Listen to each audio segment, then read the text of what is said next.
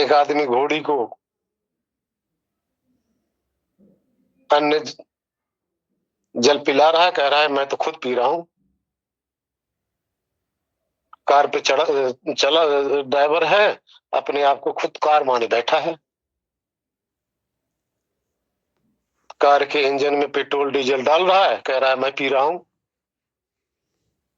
ज्ञानी है वो? कहां से ज्ञान आया? वो तो संग दोष में लगा हुआ है। वो तो जैसे था वैसे ही है, बाकी तो सिर्फ मान रहा है। ये मानता किसी काम की नहीं है। और ये मानता भी तब तक रहती है जब बौद्धिक स्तर का कहीं ऐसे वार्तालाप होता है, तभी। अन्यथा मान्यता भी चली जाती है। देखो आज मैं कट वर्ड बोल रहा हूं आप सबके लिए, मान्यता नहीं होनी चाहिए। नहीं आचार्य जी, यही सत्य है। और यही आप जो बोल रहे हैं ना, ये संग दोष जो है, देह के साथ में हमारी जो एकता है ना, इसी से ही छूटने की तो साधना है ना। प्रयास भी तो यही है ना कि हम नारियल की तरह बन जाए, हम अपने आप को इससे पूरा अलग कर पाए। वो तो वही, उसी का तो प्रयास है ना, वही तो नहीं हो पाता है ना, भूल जाते हैं बीच में। यही होना है, ध्यान रखना, यही करना है। इसी की, यही तो हर भाग दौड़, हर कर्म जो जुड़ना है या जो भी करना है, इसी के लिए कर, इसी प्रयास, यही एक प्रयास है ना। आपने जो अभी एकदम 100% राइट जो बताया, यही चेष्टा है। पर ये कहाँ याद रहता है कि शरीर को भूख लग रही है या शरीर को प्यास लग रही है या शरीर को तकलीफ हो रहा है, मैं इससे अलग हूँ। ये चीज तो याद नहीं आता है ना समय पर। संतोष जी, हमारी प्रैक्टिस हो रही है गुरु जी ऐसी। जब आप वहां पहुंचकर अपने शुद्ध स्वरूप का, जब पूर्ण 1 बार 2 बार 10 बार से कुछ नहीं होना, ध्यान रखना, 2 4 10 20 बार आप वहां जाके इस स्थिति में बैठेंगे तो आपका कुछ नहीं बनेगा। जैसे अधिक से अधिक बैठते जाएंगे तभी वहां के उस ज्ञान के द्वारा, वो जो ज्ञान है, आपका संग दोष धीरे धीरे हटाने लग जाएगा। क्योंकि पहले संग दोष से हटोगे तभी संग दोष को समझोगे ना। आप लोग विचार करो ना। समझ तो रहे हैं, यही आवश्यकता भी है, यही समझ में भी आता है। पर जितनी देर एकदम मतलब संसार से दूर है, तब तक हम अपने आत्म स्वरूप में हैं, और संसार में आए तो धीरे धीरे फिर इसमें लग जाते हैं, तो इधर लग गए। एक बात बताइए, आप कपड़ा पहनती हैं, साड़ी पहनती हैं, सूट पहनती हैं, या जो भी पहन रही हैं, पहनते हैं ना? आप उसको क्या अपना रूप मानते हो या उसको अलग मानते हो? वो तो वस्त्र है, वैसे ही है। शरीर भी वस्त्र है, मन बुद्धि विचार भी वस्त्र है। आप आगे मत जाइए, आगे मत जाइए। जितना प्रश्न किया जाए उसी तक रहेंगे तो अच्छा रहेगा ना। देखो सबको ज्ञान होना चाहिए ना। आपको अकेले से मतलब नहीं, सबको ज्ञान होना चाहिए ना। अब जब आप उस वस्त्र को वस्त्र ही मानते हैं, अपना रूप तो नहीं मानते ना। नहीं, अगर आपको आत्मज्ञान हो गया तो शरीर वस्त्र नजर नहीं आई आपको? आता है ना। अगर वस्त्र नजर आए तो दिखता है ना कि मैं ये नहीं हूँ। तो जब वस्त्र नजर आया तो ये वस्त्र को वस्त्र क्यों नहीं स्वीकार किए? इसका मतलब आपका ज्ञान परिपक्व नहीं हुआ।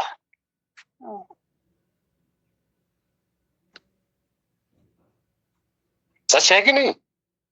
अभ्यास है ना, एक अभ्यास हो गया ना, ये जन्मों जन्मों का पड़ा हुआ अभ्यास है। नहीं संतोष जी, गलत, मैं इस बात को नहीं स्वीकार करता।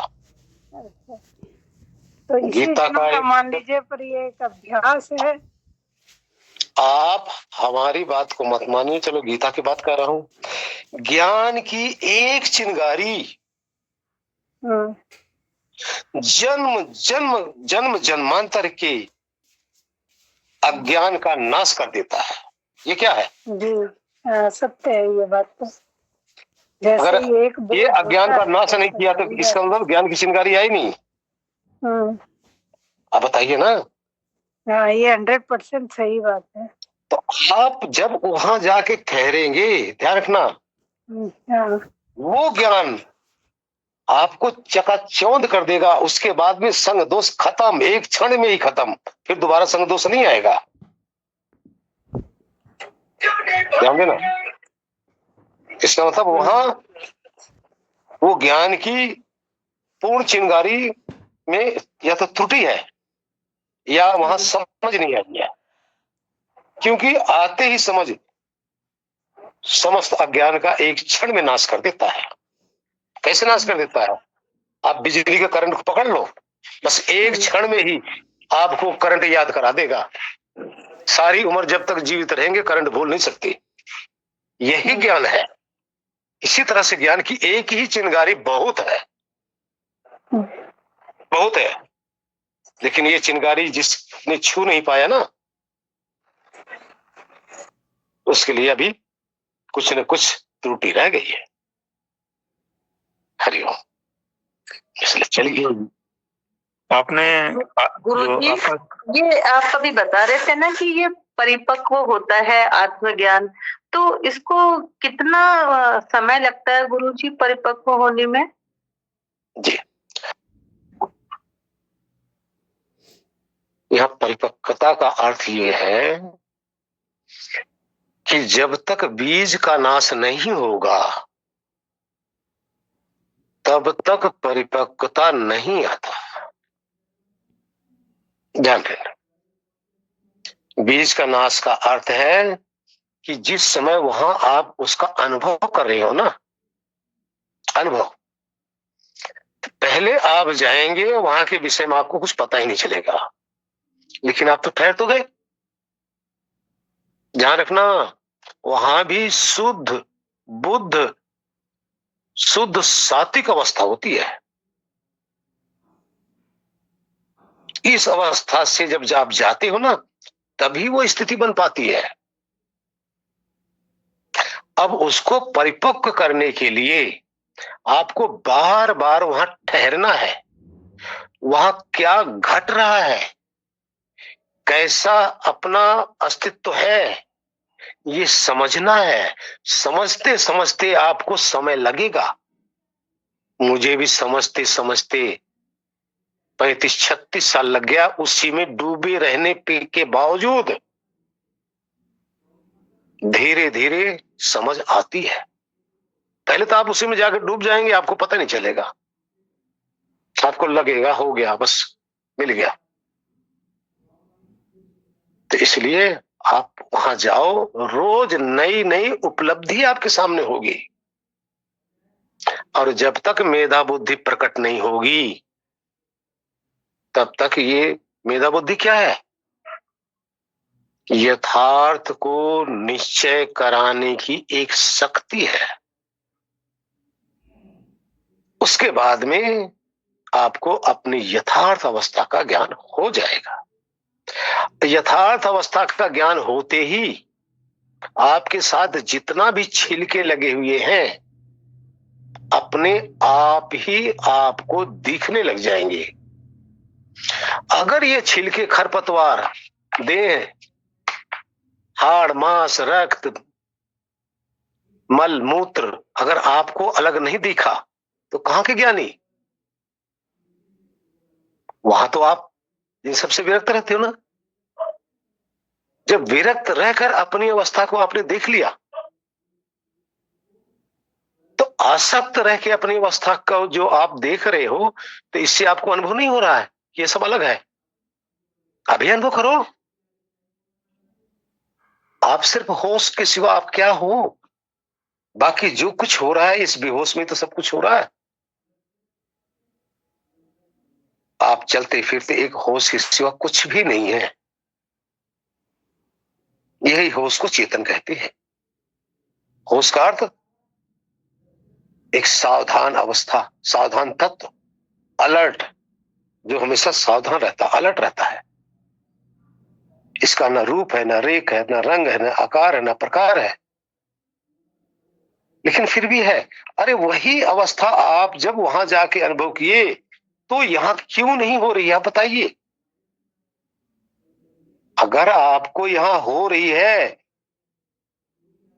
तो जितने भी छिलके हैं, जिनके जितने भी खरपतवार हैं, आपको क्यों नजर नहीं आ रहा, बताइए ना। इसका मतलब आप अच्छी तरह से समझ नहीं पाए, वहां गए तो है। पहले बताया गया है निद्रा और समाधि में क्या फर्क है। निद्रा का अर्थ सिर्फ इतना है कि बाप की गोद में जाकर एक बच्चा सो रहा है, खर्राटे मार रहा है। समाधि का अर्थ बाप की गोद में जाकर एक बच्चा बाप को देख रहा है, झांक रहा है। बस दोनों में इतना फर्क है। और समझ का अर्थ है वहां जाकर एक एक चीज को जो वहां घट रही है, अपने यथार्थ सत्ता, यथार्थ अपनी चेतना का जो होश युक्त पदार्थ है, ये धीरे धीरे समझ आएगी।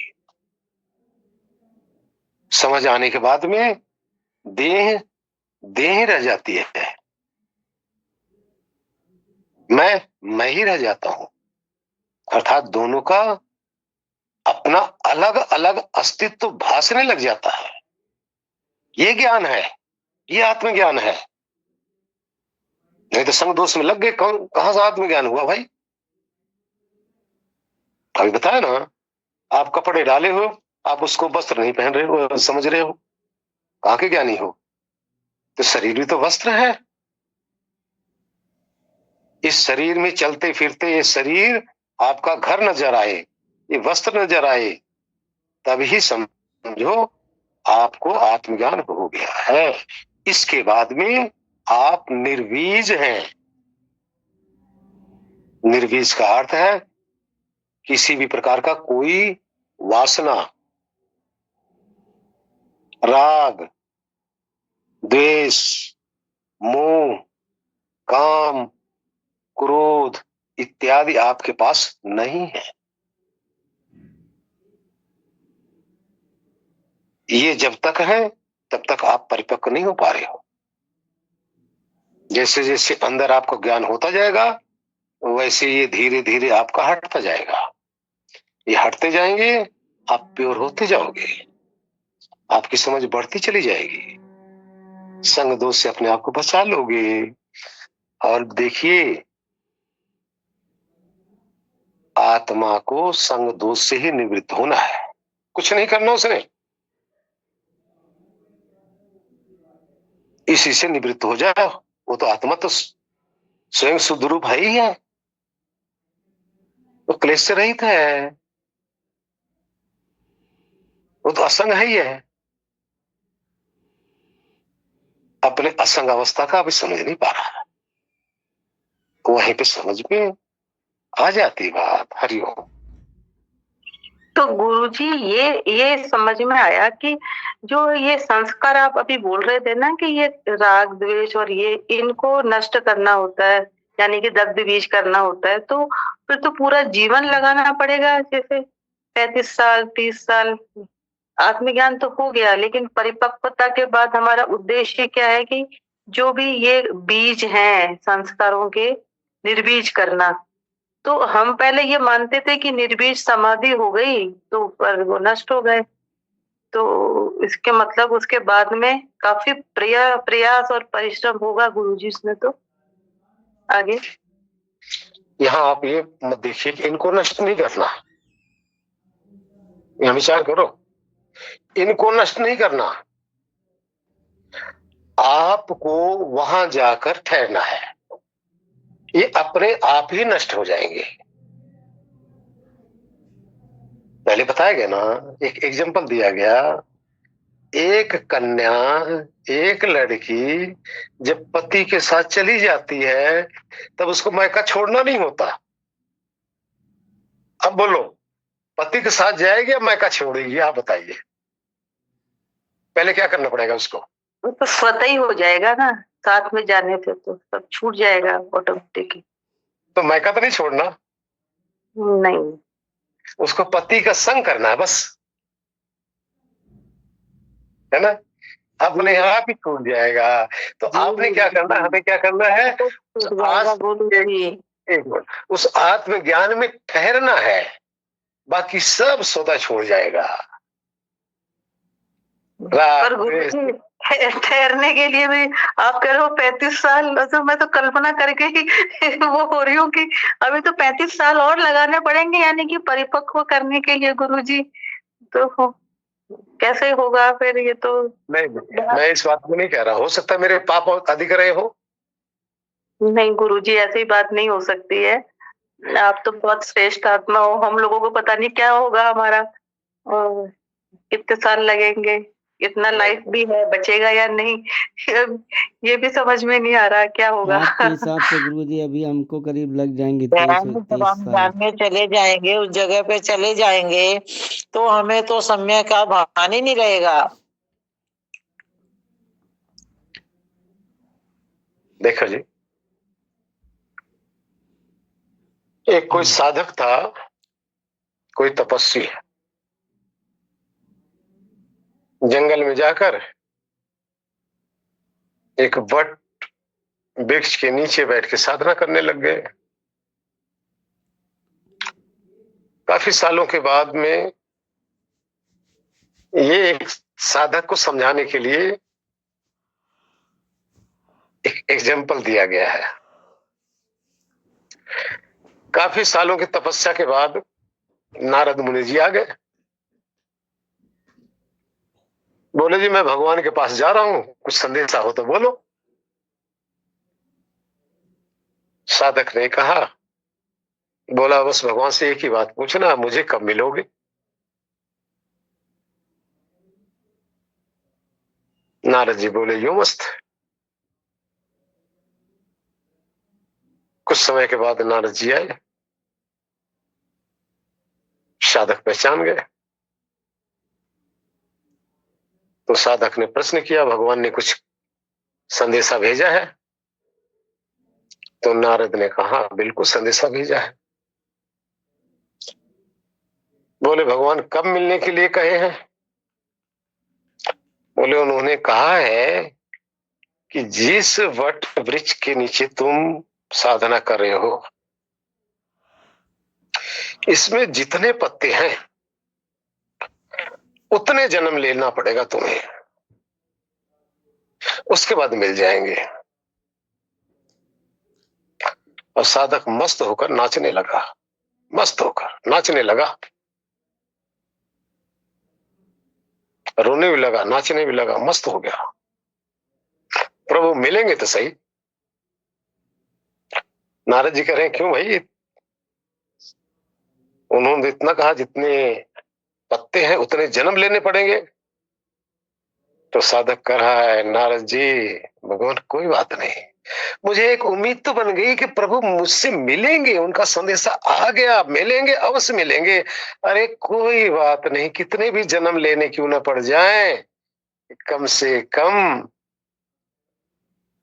प्रभु हमारे से मिलेंगे तो सही। मुझे इस चीज को खुशी है, इस चीज का नहीं है कि मुझे अभी मिल जाए, नहीं, जब भी मिलेंगे, लेकिन मिलेंगे, मुझे हर्ष है इस चीज का। देखिए ओमती जी, मिलेंगे, अवश्य मिलेंगे। जी गुरु जी, बहुत प्रेरणादायक है ये नारद जी की कहानी, तो पहले भी आपने सुनाई थी गुरु जी एक बार। इस चीज की खुशी मनाइए ना। जी जी, हम वंचित नहीं रहेंगे। बिल्कुल गुरु जी, सभी को मिल जाएंगे, ग्रुप के सभी लोगों को मिलेंगे गुरु जी। बिल्कुल मिलेंगे, 100% मिलेंगे, श्योर मिलेंगे ना। और वैसे तो मिला मिला है ये। जी गुरु जी, बहुत अच्छा। इसलिए देखिए, आत्मज्ञान का अर्थ है, समय बहुत ज्यादा हो रहा है, आत्मज्ञान का अर्थ है संग दोष से निवृत्त होकर आत्मा अपनी असंग स्थिति का, असंग स्वरूप का, अपने असंग स्वभाव का अनुभव करता रहे, ये है आत्मज्ञान। अगर कोई भी संग दोष इसके साथ लगा हुआ है तो इसके साथ अभी बुराई है, अज्ञान है। इसलिए जिसके साथ अगर कोई संग दोष लगा है तो उससे निवृत्त हो जाइए। ठीक है जी। हरिओम नारायण। जी गुरु जी आचार्य जी, बहुत बहुत धन्यवाद। यही जी गुरु जी। और ऐसे संग दोष से निवृत्त हो जाने के पश्चात ये आचरण से स्वभावतः मतलब अनायास ही, बिना प्रयास के ही झलकने लगे, तब आचार्य की उपाधि होती है। जी हरिओम गुरु जी। जी, संग दोष से निवृत्त होते आचरण शुद्ध होता है। संग दोष होने से आचरण अशुद्ध होता है। अब अशुद्ध आचरण का सीधी से पहचान, मैं खा रहा हूं, मैं पी रहा हूं, मैं शरीर हूं, मैं सुंदर हूं, मैं गोरा हूं, मैं काला हूं, मैं कुरूप हूं, ये संग दोष का अज्ञान है।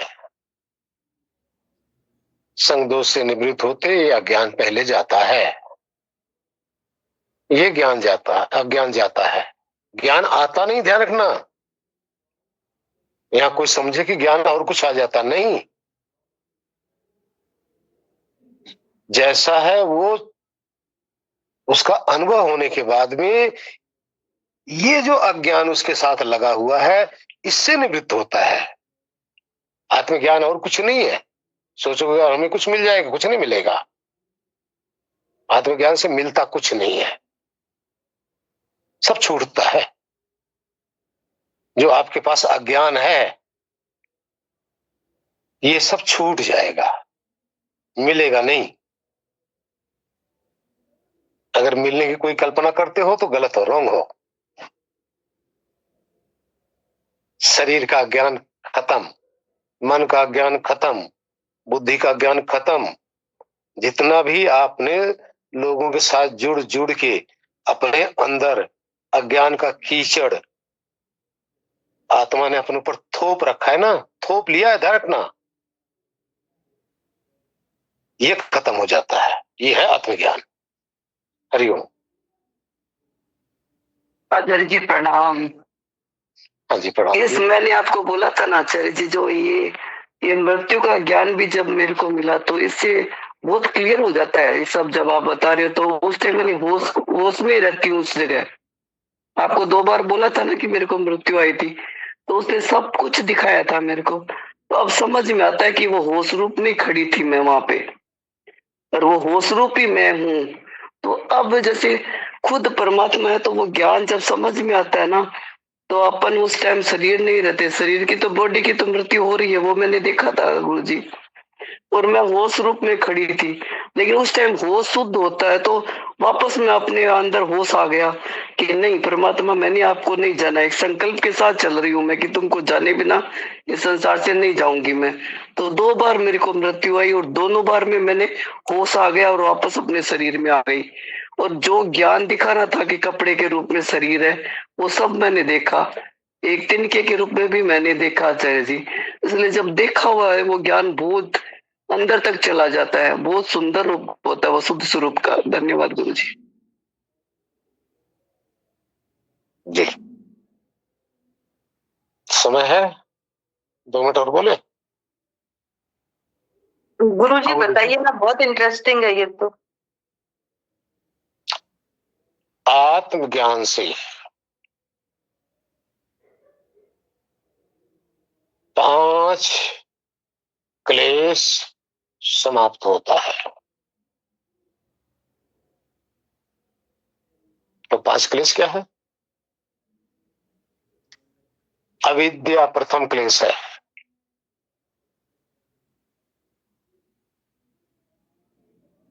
इसका नाश हो जाता है।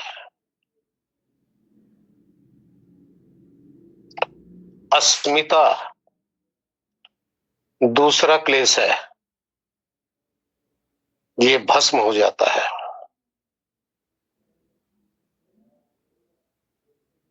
राग तीसरा क्लेश है, ये भी जल जाता है। द्वेष चौथा क्लेश है, ये भी भाग जाता है। अभिनिवेश सृष्टि का सबसे बड़ा क्लेश है, जिससे सभी हमेशा दूषित रहते हैं, भयभीत रहते हैं, ये भी खत्म हो जाता है। इस 5 प्रकार के क्लेश आत्मज्ञान से समाप्त होते हैं। अगर ये एक भी क्लेश किसी के पास जरा सा भी महसूस हो रहा है तो अभी आत्मज्ञान तक नहीं पहुंच पाया है।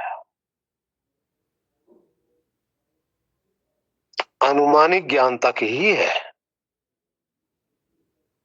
या उसके सानिध्य तक तो पहुंचा है, अभी समझ नहीं पाया। आत्मज्ञान से 5 प्रकार की क्लेश से मुक्ति, इस क्लेश से मुक्ति के बाद में ही जीवन मुक्त हो जाता है। हाँ जी। गुरुजी, इंदु जी का अभिनिवेश क्लेश तो खत्म हो गया, 2 बार अनुभूति हो गई उनको इस तरह की। अभी इनकी बातों पे अभी हम ज्यादा विचार नहीं करना चाहेंगे। ठीक है, अच्छा है।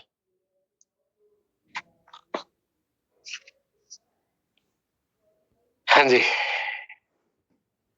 ये आत्मज्ञान का फल है।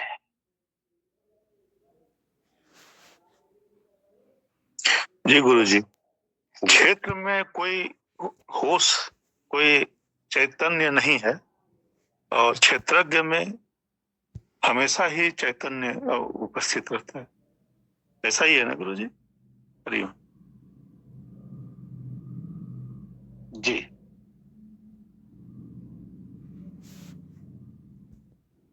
देखिए,